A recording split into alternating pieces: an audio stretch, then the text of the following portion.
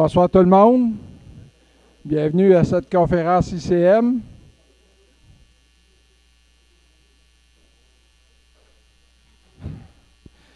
Je me présente, Robert Cloutier. J'ai l'impression d'être en avant d'une salle de restaurant. Avant d'aller plus loin, comme d'habitude, je vais tout de suite procéder avec le merci aux commanditaires. Je tiens vraiment à remercier les commanditaires parce que sans les commanditaires, on ne réussirait pas à faire les activités qu'on fait.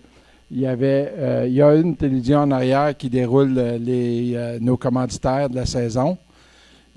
Puis en avant ici, vous avez les partenaires des cocktails, ILEC Industrie, Forage Nordique, MI3 Communication, puis le Citoyen de la Ricana.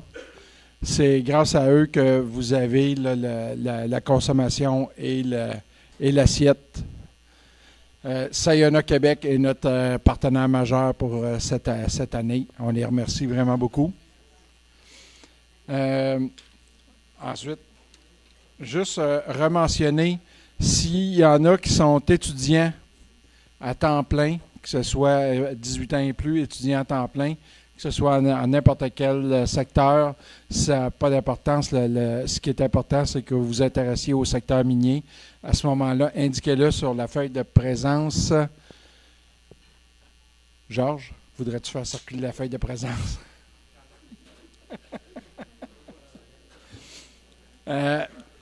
On fait tirer à chaque année 5 bourses de 1 000 $. Il y en a eu 2 qui ont été tirées à Noël. Il y en a 3 qui vont être tirées en juin. Fait que si vous êtes étudiant, mais pour ça, il faut participer aux conférences, être présent.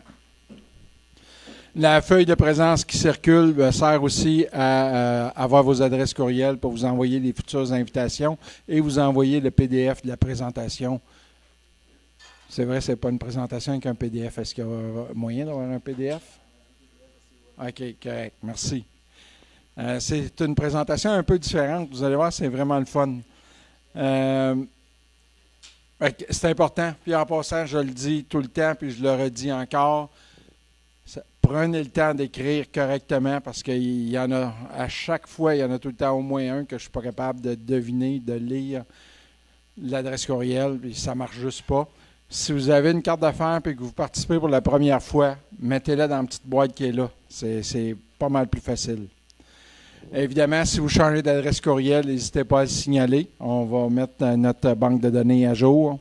Les gens qui sont en ligne, n'hésitez pas à envoyer vos coordonnées pour indiquer que vous avez participé. Les gens qui sont sur Zoom, je vais être capable de vous envoyer des attestations de présence. Sur Facebook, c'est plus difficile parce que je n'ai aucun contrôle là, de votre participation à la conférence. Les questions, les gens en ligne, n'hésitez pas à les envoyer et utiliser le chat de Facebook ou de Zoom, les commentaires dans Facebook, excusez. On va les soumettre aux conférenciers. Et d'habitude, je demande tout le temps d'éteindre vos cellulaires, mais François, qui s'occupe de la webdiffusion, me fait remarquer que dans le cas présent, c'est plus que le cellulaire. On vous demanderait de le mettre en mode avion. C'est une question de Wi-Fi. Parce qu'avec le groupe, au fur et à mesure que le groupe montait, la stabilité de la connexion baissait. Si vous pouvez vous mettre en mode avion, ça va permettre de bien web-diffuser la conférence. Puis ce qui est intéressant, c'est que la conférence est enregistrée sur la page Facebook ici à Mamos. Fait que si vous voulez la revoir demain ou la suggérer à d'autres, la partager, elle est là. Fait que la conférence de ce soir est donnée par M. Aaron Stone. M. Stone est un géologue basé à Montréal et originaire de Perth, en Australie. Il est titulaire d'un baccalauréat S-Sciences, exploration minérale et géologie minière, de l'Université Curtin de Perth, en Australie. Il est géologue agréé au Québec et en Ontario. L'expérience québécoise de M. Stone est en grande partie liée à l'or, ayant travaillé à la mine Éléonore de Newmont, à la mine Bachelor de Bonterra Ressources, et au projet Perron d'Amex Exploration. Avant cela, l'essentiel de l'expérience minière de M. Stone concernait l'industrie australienne du minerai de fer chez BHP dans la région riche en minéraux de Pilbara.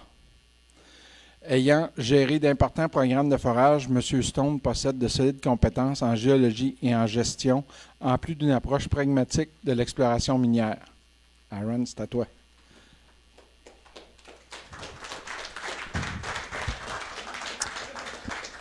Merci Robert.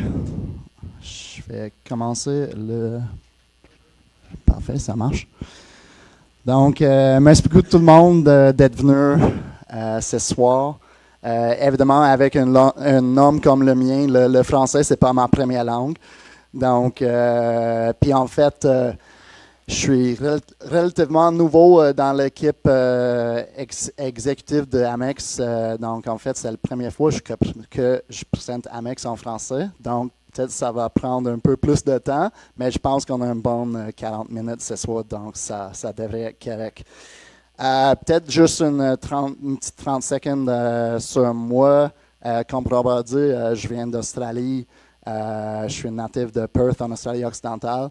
Je vis à Montréal depuis 2017 et je suis un PGO avec le OJQ Québec puis le PGO en Ontario.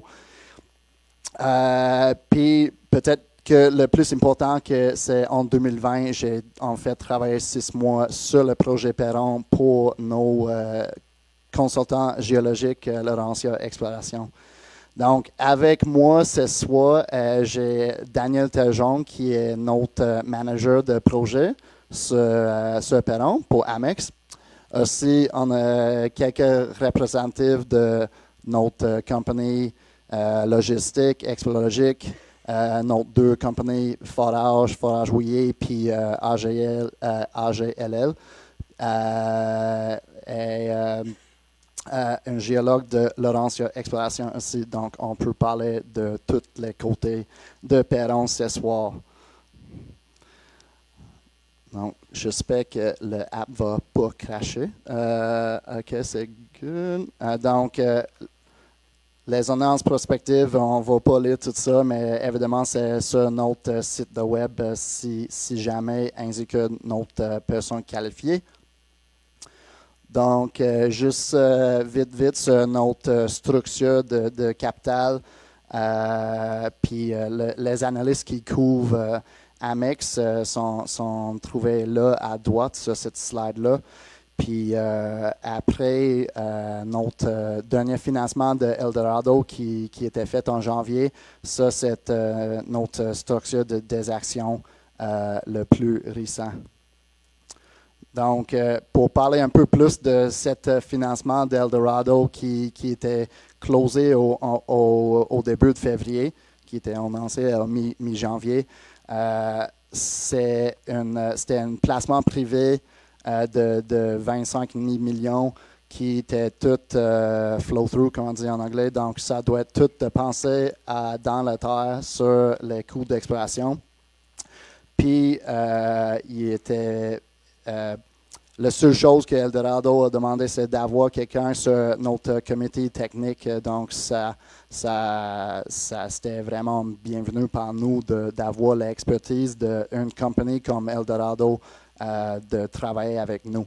Donc, ça nous donne beaucoup de confiance que qu'est-ce qu'on a fait autour des derniers 4-5 ans, c'était une bonne backing d'une compagnie de même d'Eldorado. Donc, je pense que le futur est brillant pour Amex. Ça, c'est notre équipe d'Amex. Notre CEO, c'est Victor Cantori, qui est le monsieur principal qui travaille avec Eldorado pour le financement. Jacques Trottier, notre executive chairman, il est impliqué sur le projet Perron pour longtemps, jusqu'au début. Plus que 20 ans maintenant, donc il y a vraiment une compréhension profonde de la géologie de projet Perron. Puis si vous avez des questions sur le reste de l'équipe, n'hésitez pas. Puis ça, c'est l'équipe technique qui était formée récemment en 2023, qui compris de 2 ingénieurs en Stephen Coase et Jonathan Gagné. Pierre-Luc Richard, c'est un géologue d'estimation de ressources. Et Jacqueline Leroux est une spécialiste en permitting puis l'environnement. Donc, cette équipe était formée par Amex pour pousser le projet Perron à la prochaine étape. Cette année 2024, ça va être important pour nous. On vise notre ressource va venir vers la fin de T1, puis ça va être suivi par une PIA, une étude économique dans T2, excuse. Donc, la localisation de projet Perron. Je pense que le prochain slide, c'est mieux. Oui. Donc, j'imagine que tout le monde ici connaît pas mal l'Abitibi déjà, donc je ne vais pas passer trop de temps sur cette slide-là. Mais on est vraiment bien placé tout au milieu de l'Abitibi. Ici, la mine la plus proche de nous, c'est Casa Berardi. De Hecla, qui est juste 60 km au nord. Donc, peut-être une partenaire dans le futur si on fait de toll milling, par exemple. Ça, c'est une carte géologique de toute l'Abitibi, donc j'imagine que tout le monde connaissait ça déjà, donc on peut skipper ça. Mais ça parle un peu de la mine de non-métal qui était minée les années 20-30, les années 60-70, je pense, qui on trouve notre Caratech dans la ville de non-métal. Donc, ça c'est la carte géologique sur le projet Perron, vraiment high level. Jusqu'à date, toutes nos découvertes aurifères sont faites dans ce bloc-là, le bloc Beaupré, qui est une rhyolite qui est coupée, pas coupée, mais qui est dedans le fer de non-métal au nord puis le fer de Perron au sud. Puis jusqu'à date, on a la zone gratienne qui se trouve à l'ouest, jusqu'à le team zone à l'est, ça couvre une strike de 4 km. Puis si on ajoute toutes les strikes de fer de Perron puis non-métal, c'est presque 20 km de fer on a sur le projet Perron. Donc, ça reste beaucoup de, comme on dit en anglais, blue sky potential qui reste sur le projet Perron. Pour plus de découvertes dans le futur. Puis, normalement, la première place tu cherches pour trouver un gisement orogénique dans l'Abitibi, c'est dans les roches volcaniques plus mafiques que felsiques, qui est au sud, dans le bloc de sud de non-métal, qui est un andésite. Puis jusqu'à date, on n'a pas mal pas touché le bloc au sud et on a des bonnes anomalies là. Donc, on a beaucoup de travail à faire cette année dans le bloc sud et au nord aussi dans notre programme régional pour trouver même plus de gisements aurifères. Donc, cette slide-là, ça peut être un peu mélangeant vu que le montant de forage, on a fait jusqu'à aujourd'hui. Depuis 2018, on a fait presque 450 000 mètres de forage en diamant. Donc, il y a beaucoup de trous dans nos zones-là. Mais en haut, les high grade zones, ça peut être trouvé juste ici. Le team zone est plus à l'est de Nice, est juste au sud de high grade zone. Puis plus à l'ouest, on a le Grey Cat Zone puis Gratien. Oui. Ah, ça fait rien. Oh. J'espère que ça va pas. OK, c'est correct. Puis ça, c'est la même slide sur le longitudinal. Donc, tu peux voir le high grade zone aux profondeurs. Jusqu'à date, c'est défini jusqu'à 1,3 km en profondeur. Puis, toutes les sphères en rose, c'est tous les résultats de 10 grammes par temps ou plus. Donc, si on zoome in sur le Eastern Gold Zone, qui compris le High Grade Zone puis Denise, on peut avoir une meilleure connaissance de ça. On va expliquer tout ça dans les prochains slides. Ah, m'excuse, avant ça, c'est juste une photo de drone qui était faite pour cette présentation de Verify. Donc, si on vise par le sud-est, on va voir la ville de Normétal, 7 km de nos projets Perron. Puis le chemin, il part direct de la ville jusqu'à toutes les zones sur Perron. Comme on peut voir, tous les chemins sont en bonne santé, je veux dire. Puis on peut forer toute l'année, l'été, l'hiver, c'est pas un problème. Donc, c'est avantageux. Puis si vous voulez, sur notre site de web Amex, tu peux aller voir cette présentation interactive de Verify. Puis tu peux aller voir les photos de carottes de forage, de foreuses, de pas mal tout notre dépôt. Donc, si vous voulez, c'est pas mal de fun d'aller voir tout ça. Donc, maintenant, les zones individuelles, on commence avec la High Grade Zone qui va être le focus avec Denise pour notre ressource cette année. Géologiquement, c'est assez simple. Ça, c'est le longitudinal, on vise par la sud. Puis si on regarde est-ouest, c'est pas mal deux veines de quartz vraiment riches en or qui est coupé par une intrusion mafique au milieu. Donc, toutes les grades on voit à la gauche, c'est avec la dilution interne de cette intrusion mafique. Donc, on a une rhyolite, veine de quartz, intrusion mafique, puis un autre veine de quartz vraiment en haute teneur. Puis, comme on peut voir plus vers la surface, on a ça. Je ne peux pas dessiner pour quelques raisons, je ne sais pas. Mais plus proche de la surface, on a fait pas mal de forage dans les zones à l'est pour prouver que cette high grade zone, c'est pas mal continu, c'est homogène. Puis on n'a pas tant de nugget effect que tu peux voir dans les autres gisements aurifères partout au monde.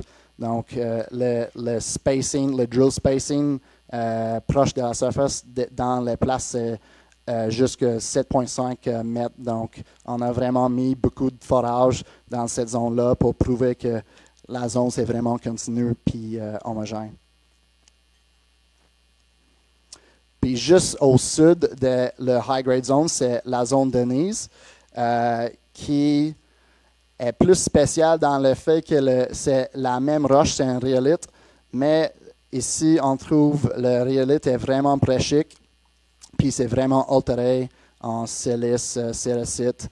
Puis grâce à ça, ou à cause de ça, comme vous voulez, la minéralisation aurifère était capable de diffuser dans le host rock, qui est le rhyolite. Donc, si on check à gauche, on a quand même des veines de quartz carbonate qui est vraiment riche en or, avec du VG encore, mais avec les grades dans le rhyolite elle-même. Donc, on peut voir des teneurs comme une demi-mètre, presque 200 grammes par tonne, mais avec une cote 65 mètres, presque 2 grammes par tonne, par exemple. Donc, Denise, qui est juste au sud de High Grade Zone, ça a l'air que ça va être une mine de ciel ouvert, vraiment bulk tonnage, open pit resource. Ça, c'est le résultat de métallurgie qu'on a fait sur le High Grade Zone en 2020. Donc, je pense que j'étais sur le projet-là, puis c'était vraiment le fun de voir le carotte qui rentre dans le Carotech avec pas mal de VG dedans. Puis, le highlight ici, c'est que le résultat de circuit gravity, le pire, en fait, de les trois était 75%. Les deux autres, c'était 85%, puis le troisième, c'était jusque 92%, juste avec du gravity, qui est évidemment le moins cher, la façon la moins chère de récupérer l'or.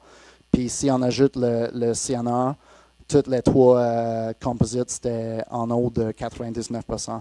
Donc, la minéralisation dans la high grade zone, c'est vraiment facile de miner. Tu peux voir dans la photo à la droite que les graines de l'or sont vraiment gros, puis ne sont pas attrapés dans les sulfides.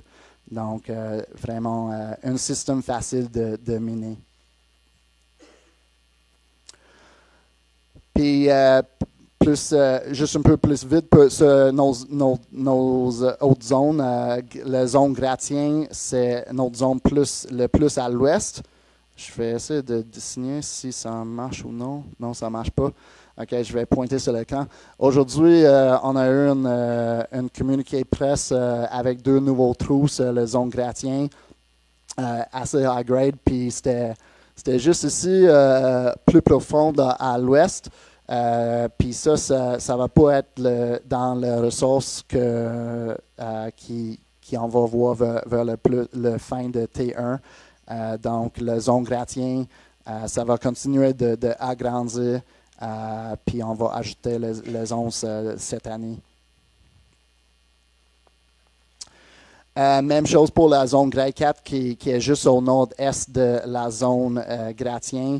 Tu peux voir, en comparaison avec le High Grade Zone puis Denise, on a fait presque mais rien de forage en comparaison avec le High Grade Zone puis Denise, qui est évidemment le focus pour nous puis notre ressource. Donc, sur le Grey 4 Zone, il y a beaucoup de potentiel pour l'expansion aussi. Puis, notre zone la plus nouvelle, c'est la Team Zone qui était trouvée vers la fin de 2022. Puis, depuis là, en 2023, l'équipe Amex a vraiment foré cette zone-là agressivement pour être capable de le mettre dans notre ressource de cette année. Mais on peut voir que ça reste quand même ouverte dans cette région-là, donc ça prend plus de travail pour agrandir la Team Zone aussi. Donc, il reste beaucoup de travail de faire sur le projet Perron encore.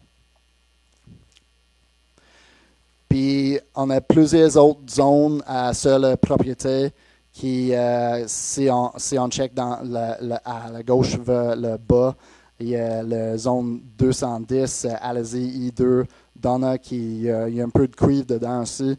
I3 puis le Upper High Grade Zone, on n'a pas assez foré pour faire une bonne représentation de ces zones-là. Donc, ça prend même plus de travail de toutes les zones-là pour avoir les bonnes ressources pour le futur. Donc, juste une autre chose on doit travailler plus là-dessus. Puis, pas mal notre seule zone qui n'est pas dans le bloc Beaupré, le rhyolite, est le QF Zone, qui est une zone VMS riche en cuivre qui était trouvée vers la fin de 2022 aussi. C'est ouvert dans toutes les directions, donc ça va prendre plus de travail sur cette zone-là. Mais en ce moment, ça a l'air que c'est plus riche en cuivre que zinc, qui est bon vu que le prix de cuivre en ce moment dans le marché. Mais ça trouve vraiment proche de la Team Zone, seulement quelques centaines de mètres on parle. Puis c'était trouvé dans le complexe volcanique de Normetal. spécifiquement dans cette géologie bleue-là qui s'appelle No Metal Mine Sequence. Si on trouve cette zone géologique plus au sud-est de 7 km, on trouve le mine historique de No Metal qui était miné à une profondeur de 2,4 km, plus que 10 millions de tonnes. Donc, on va travailler là-dessus, sur cette zone-là, pour l'agrandir aussi. Ça, c'est quelques résultats d'un programme géochimie régional qui était fait en 2 phases, en 2022-2023. Donc, ça, c'est les résultats de 2022. On attend toujours pour les résultats de 2023. Puis, on a eu quelques bonnes anomalies pour de l'or et le VMS aussi. Donc, on a pas mal de cibles de forêt cette année. Puis ça, c'est juste un petit exemple de les dommages qui étaient faits sur la propriété en 2023 à cause des feux. Mais le silver lining, comme on dit en anglais, c'est qu'en ce moment, le gouvernement du Québec est sur la propriété de Perron de récupérer tous les bois qui étaient brûlés. Parce que les arbres n'étaient pas complètement brûlés, qu'il y a toujours la valeur dans les bois. Donc, en ce moment, ils récupèrent tous les bois et mais grâce à ça, en ce moment, ils mettent presque 40 km de nouveaux chemins sur la propriété Perron, plus à l'est, nord-ouest, puis au sud. Donc, c'est vraiment une bonne nouvelle pour nous. Avant, les chemins étaient jusque la zone gratienne. Puis avant ça, si on voulait forer les targets d'exploration dans les autres régions de la propriété, ça prenait un hélicoptère. Mais maintenant, on peut éviter cette coût-là d'hélicoptère. On a l'accès de pas mal toute la propriété à l'ouest, nord-ouest puis au sud pour faire notre programme régional cette année. Donc, merci le gouvernement du Québec. Puis ça, c'est les infrastructures de No Metal que j'imagine on connaît bien déjà ici à l'Abitibi. Donc, ça, c'est juste un petit... ça, c'est notre karatek en No Metal qui était direct dans la ville. Tous nos géologues, nos techniciens, ils restent en No Metal.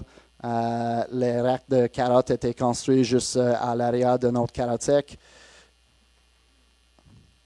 Puis ça, c'est le chemin qui va vers notre projet. Donc, la ville de No Metal, il est juste là. Puis ça montre aussi la ligne électrique qui passe par la ville de No Metal pour la mine, pour fournir l'électricité pour la mine Cassiberati pour Hecla. Donc, sur cette ligne électrique, la pointe le plus proche de High Grade Zone, c'est seulement 4 km. Donc, ces projets-là, ça va coûter vraiment moins. Les coûts de CAPEX, ça va être vraiment moins que beaucoup d'autres projets au nord ou dans le reste du monde. Puis ça, c'est un autre... c'est la station électrique de transformateur qui est juste à côté de No Metal, avec la ligne qui va vers Cassiberati. Puis ça, c'est juste un petit vue de No Metal avec l'ancien tailings dam de la mine de No Metal. Puis aussi la SAR, évidemment, où on est ce soir. Puis on aime de dire à nos investisseurs que on a beaucoup de travailleurs avec beaucoup d'expérience qui habitent proche de notre projet. Puis on aime dire c'est une grosse ville, c'est un McDo. Donc ça, c'est tous nos objectifs pour 2024 qui les highlights sont vraiment l'estimation de ressources qui va être publiée vers la fin de T1 qui va être suivi directement par une PIA, une étude économique préliminaire au titre. Donc, aussi avec avec l'investissement de Eldorado, on a assez d'argent pour forer un autre 50-60 000 mètres de forage cette année et la même chose pour 2025. Donc, merci beaucoup tout le monde. Puis, s'il y a des questions, n'hésitez pas. Merci.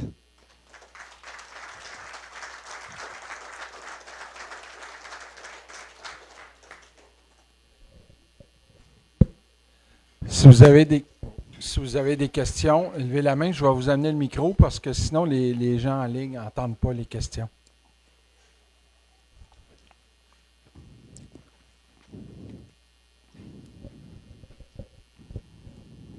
L'étude que vous faites là, sur on appelle ça un 4301, vous attendez-vous qu'il va sortir à la fin de mars ou?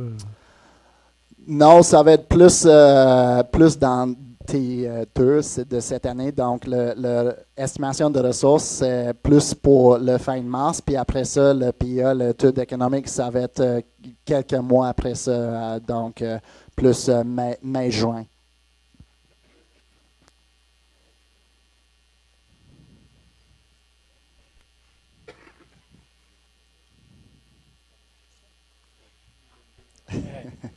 Il parle tout le temps. Oui, ma question peut-être sort un petit peu, mais pouvez-vous nous parler de vos amis génériques ou Starpeak qui sont à côté? Est-ce qu'ils font du travail aussi dans leur terrain, eux autres? Mais je peux pas vraiment parler pour des autres compagnies. Je suis pas impliqué à Starpeak, donc c'est pas vraiment une bonne question pour moi. Donc c'est soit je suis ici vraiment juste pour parler d'Amex.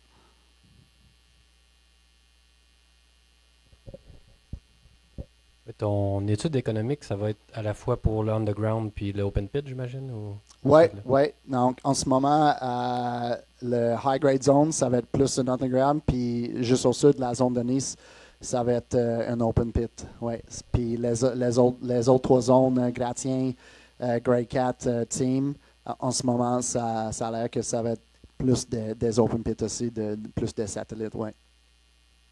On a une question en ligne. Ouais. Combien d'onces en ressources mesurées et indiquées que vous pensez avoir? Oui, c'est une bonne question en ce moment, mais évidemment, on n'a pas le figure final, le chiffre final. On travaille là-dessus en ce moment. Mais si on check tous les rapports de nos analystes qui couvrent Amex en ce moment, il y a pas mal une grosse range, mais ils disent entre 2 et 4 millions d'onces. Donc, c'est pas mal un gros range, mais on est confiant de placer entre les deux. C'est correct, on a tous vu le disclaimer de toute façon. Oui, c'est ça.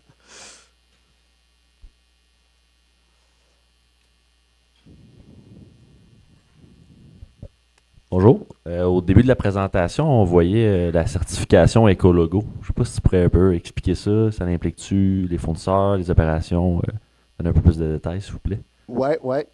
Je peux aller voir de cette slide-là. Mais oui, en fait, le certificat Ecologo, je pense qu'il n'y a pas beaucoup de compagnies qui a eu au Québec en ce moment. Peut-être 10-15. Peut-être c'est une meilleure question pour Daniel. Peut-être il sait ça. Oui, mais il y a... Donc, dans le fond, certification Ecologo, c'est des normes sectorielles qui ont été mises en place il y a à peu près 10 ans pour standardiser vraiment nos pratiques en exploration. Donc, ça touche autant l'environnement, le social, puis la gouvernance. Donc, au niveau environnement, ben, on le sait, là, on intervient dans des milieux humides, on fait quand même les plateformes de forage, il faut couper du bois. Donc, à ce niveau-là, tu sais, il faut bien encadrer, s'assurer que tout le monde suit les normes en place, que tout le monde les connaisse surtout. Puis par la suite, ben, dans le social, on sait que l'acceptabilité sociale des projets est très importante si tu veux aller de l'avant puis continuer à opérer dans une certaine région.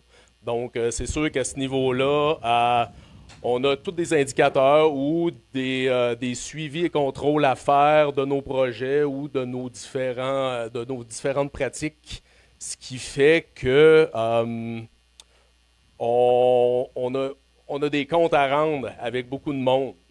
Donc, ça nous permet d'être transparent avec tout ce beau monde-là, de s'assurer que tout le monde se tient au courant du projet. Donc, puis, par la suite, ben, en termes de gouvernance, c'est sûr qu'il y a des codes d'éthique, puis au niveau de la gestion du personnel, tout ça. Donc, c'est une certification assez bien établie en exploration, puis je vous dirais que de plus en plus, ça devient la norme. Donc, il y a plusieurs consultants, compagnies de forage, puis des compagnies en exploration là, qui vont dans ce sens-là pour appliquer ces normes sectorielles-là là, qui sont bien importantes.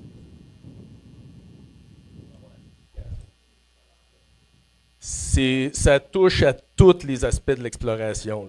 Ça part justement des premiers stades jusqu'au forage, puis pas à la production. Là. Ça, c'est pas notre domaine de prédilection, là, mais c'est tous les stades d'exploration. Ouais. Les investisseurs le demandent souvent.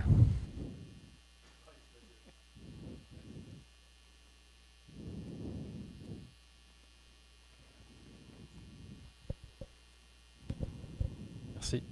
Vous parliez de 50 à 60 000 mètres de forage 2024-2025. Avez-vous vos targets prédéfinis? Quelle zone est-ce que vous allez driller, par exemple, en 2024, en 2025? Oui, mais en ce moment, on a 2 drills sur la zone Gratien qui est en train d'agrandir la zone Gratien, puis on a 2 drills qui fait notre programme régional. Plus tard dans cette année, on va avoir dans notre équipe qui fait les ressources en ce moment, il va nous donner plus de cibles pour agrandir nos autres zones, High Grade, Denise, Team, Grade 4. Donc, on va avoir vraiment plus de forage à faire sur toutes les zones là, ainsi que le programme régional. Puis, il y a quelques autres targets. Une de le mien que je veux le faire, c'est il y a vraiment un gap de forage entre la Team Zone et le E3. Donc, on va aller voir, checker ça, si on peut rejoindre les 2 zones-là pour créer une zone plus large. Ouais. Une question en ligne. Comment le projet Perron est-il perçu par la population de Nord-Métal? Mais on a vraiment des bons amis avec des municipalités de Nord-Métal. Moi et Daniel, on a eu une rencontre avec la maire de Nord-Métal puis l'équipe de municipalité en janvier. Puis il est vraiment sportif de nos projets. Il y a beaucoup de monde, mais il y a plusieurs mondes qui habitent à Nord-Métal qui travaillent sur la mine de Casa Berardi pour Hecla.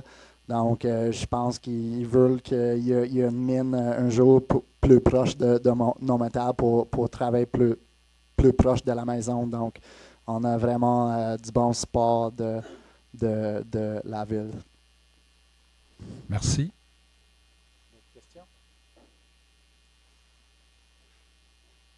Merci, Aaron. Merci beaucoup.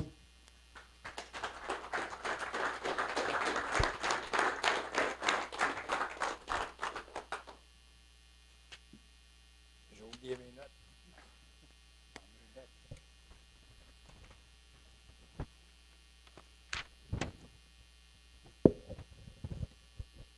Maintenant, c'est le moment où on remet les cadeaux aux conférenciers.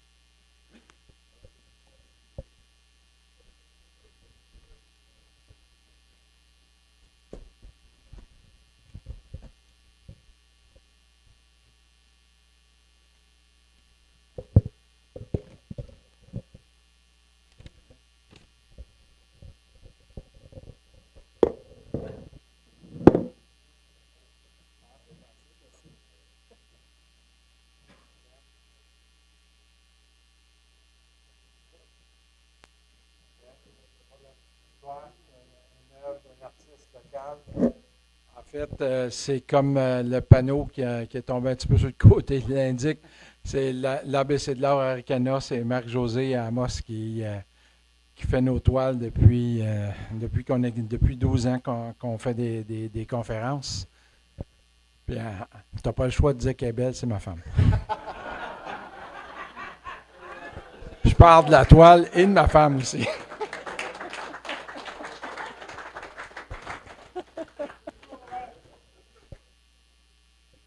Et on est dans un club de golf, fait qu'un super polo pour toi, que tu puisses être bien habillé cet été au golf. Merci beaucoup. Merci. Merci. C'est correct?